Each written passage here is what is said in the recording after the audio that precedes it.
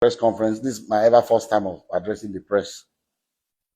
And for just one single reason. I'm not on the social media, but I'm sure those of you in the social media will have been inundated with all kinds of talks about almost every year this thing, keeps coming up regarding one little girl called Anulupo that lives in Ibadan. That Kemi has continually alleged that Kemi Olu lawyer has continually alleged that David is the father of the little girl. To start with, let me put it on record that I have 14 grandchildren, and I'll tell you the story about Anulupo and what has happened since I received a letter in 2014 from a lawyer in Ibadan alleging that my son David got somebody pregnant and abandoned the person with the child. And I'll tell you what the actions that I took immediately and what. But the reason why I call this press conference is for us to address. I'm not even sure if it's legal for someone to impersonate a minor. This Kemi Olu lawyer has been after my son David for many years. Everything she says about David is always negative, trying to put him in bad light, with the public. This that I'm about to read to you is what I received from the sister to Anu's mom that lives in Abuja. I'm not going to mention her name, but she's in communication with me. When this happened, she was the first, because I'm not in the social media. She saw the thing that was supposedly written by her niece, and then she sent this to me. Say, "Good afternoon, sir. So I hope your day is going well. I just saw this on a blog post. I just wanted to clarify that the account is not run by me, Ayo, or my mom. The account is run by Kemi Olu lawyer, whom we have cut ties with years ago. I really do not know why she keeps posting these things, knowing fully well that we are no longer in communication. We have reached out to her several times to stop posting anything about Anu. I'm sorry if this embarrasses your family in any way." And immediately I saw this, I called David. I said, "David, have you seen anything in the social media?" He said a lot of things that this woman has started again. And I've always told David to ignore this woman, because someone that her own son, her own biological son, has come out to the general public to say that it disowns her, she's no more her mom, she's crazy, she's that. So if her own son can say that about her, why should we bother about what she says about David? That was why I've always told him, please just ignore her, and move on with your life. So when I received this, and I have on YouTube, I've seen all kinds of things people have been saying, and I just said, look, maybe this might be a good time for me, as head of my family, to say our own side of this story. Like I said, I have 14 grandchildren. So what will one more do? Is it that I will not be able to afford to do things for her, or bring her into my family? But there's science. DNA. If you say you are my granddaughter, and the science has proven that you are my granddaughter, I will gladly accept her. So let me tell you the story of how I got to know about Anu. I received it. This is the document. I received this in the mail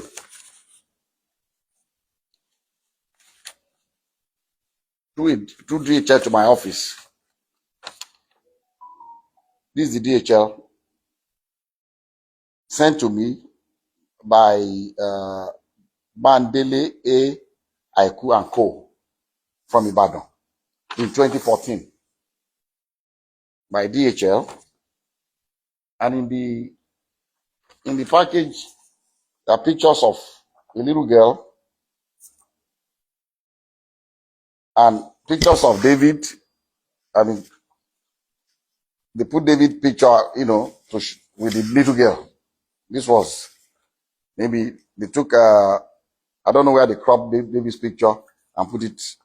And this, the mother of the girl. So I received this in the mail 2014.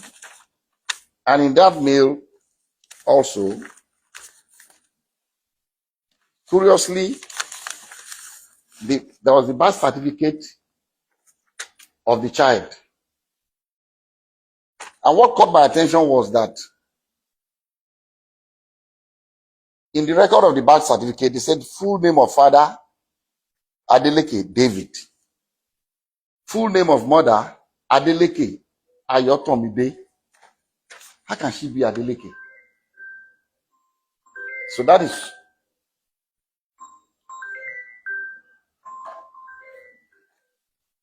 that caught my attention. And then also in that DHL package was this letter from the grandmother of Anu with her telephone number. I'm going to still show everybody up close so you can see everything. And he wrote, "Dear sir, I know you and your family are in good health and your work is thriving well because the Lord has been good to you, so I do not expect otherwise. Sir, I'm a widow with 2 daughters. I lost my husband 13 years ago and have single-handedly raised both of them with the help of God, but still haven't been, but it has been very challenging. Early last year, my eldest daughter, Ayotomide, informed me that your son, David Adeleke, was responsible for her pregnancy. Their meeting occurred when your son came to Ibadan for a show. I sat with her as a mother to ask her about the father of the child, and she has confided in me so many times that your son is indeed the father of her child. She put to bed on November 19, 2013, and gave birth to a baby girl. So I'm not trying in any way to extort you, but to ask that your son steps up for paternity tests to confirm and take full responsibility of his daughter. I'm also not asking your son to marry her at all. Contained in this envelope are pictures of the baby and my daughter. Sir, I know you are a God-fearing man, and I plead with you for the sake of the pain that a widow goes through to raise our children, that you give me a quick and favorable response. Thank you and God bless you." Immediately I saw this letter, even before calling David, before telling David, about this, that I called this woman and I said, "Look, I've not spoken to my son yet, but I'm going to speak to him. But I'll suggest to you to give me your address in Ibadan. I'll send my driver to come and know where you live. But I can assure you that if this girl is my granddaughter, you have no problems with me. I will welcome her into my family happily." She was happy. She gave me her address. I gave the address to my driver. My driver went to Ibadan the next day to know exactly where they live. And I told her that, look, the hospital that I use in Lekki here is an Indian hospital, Vedic hospital. That's where I do my checkups and everything. And that I can ask the hospital to arrange for a DNA test. So when I went to the hospital, I went there myself. The hospital told me that they don't actually do the DNA test in house, but there's a clinic that they partner with that they will invite to take samples of both the child and the father. But these samples will be sent to South Africa for analysis. A laboratory in South Africa, because it's not done in Nigeria. I don't think they have a lab in Nigeria that can do the DNA analysis. And I said, okay. And I called her, gave her the information that anytime they are ready, I'll send my driver to pick you up from Ibadan. So on the appointed day, I sent my driver to Ibadan very early. And my driver brought the mother of the child, the grandmother, and the baby. The three of them came, and because my driver knows Vedic Hospital, they came in. They were already there before I came in with. I asked David to come here, and Lati, his aide. So David, myself, and Lati went, and we met them at Vedic Hospital.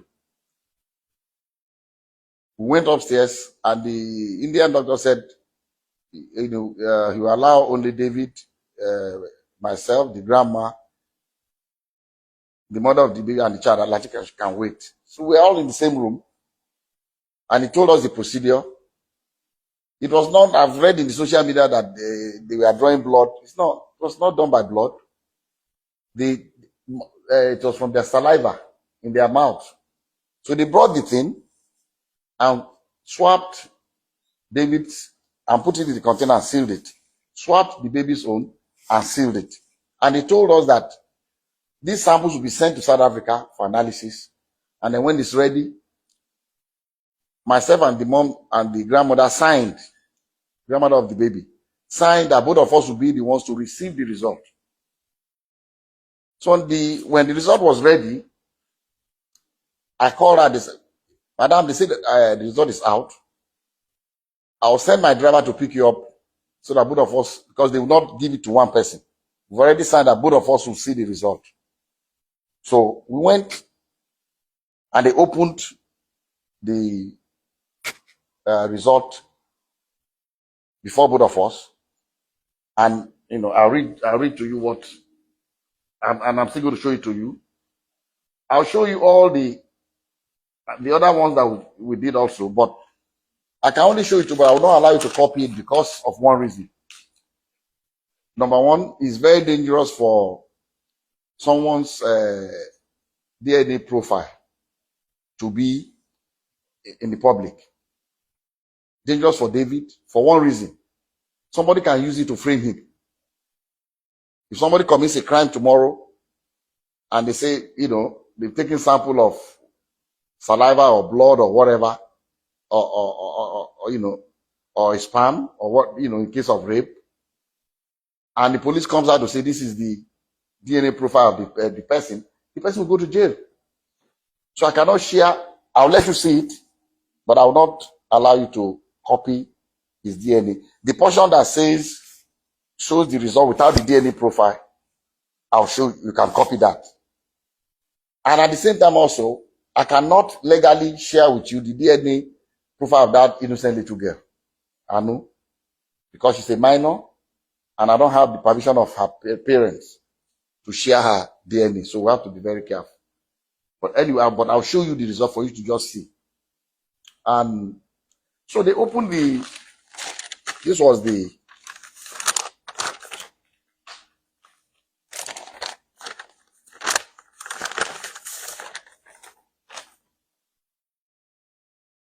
the first DNA.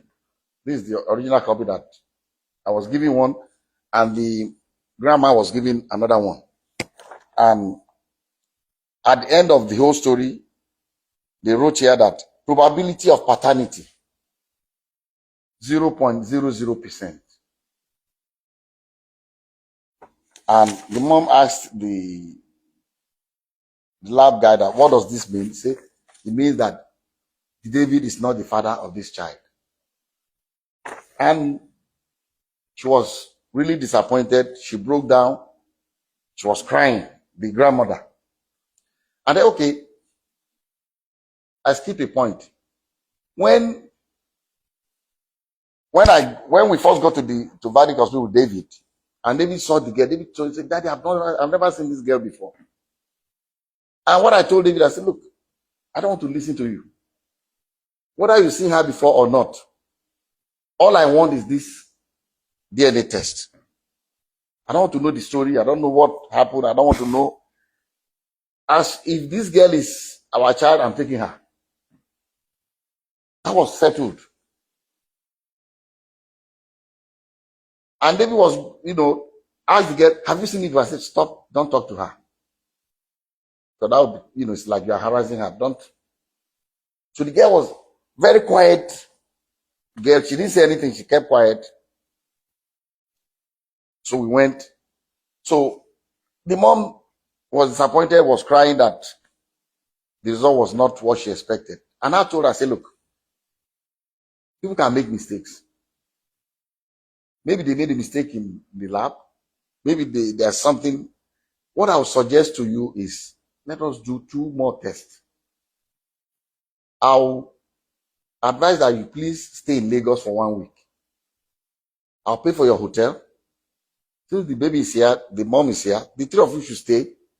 Find 2 more reputable places. I don't know where else. This is the only place I come that can do this DNA test in Nigeria.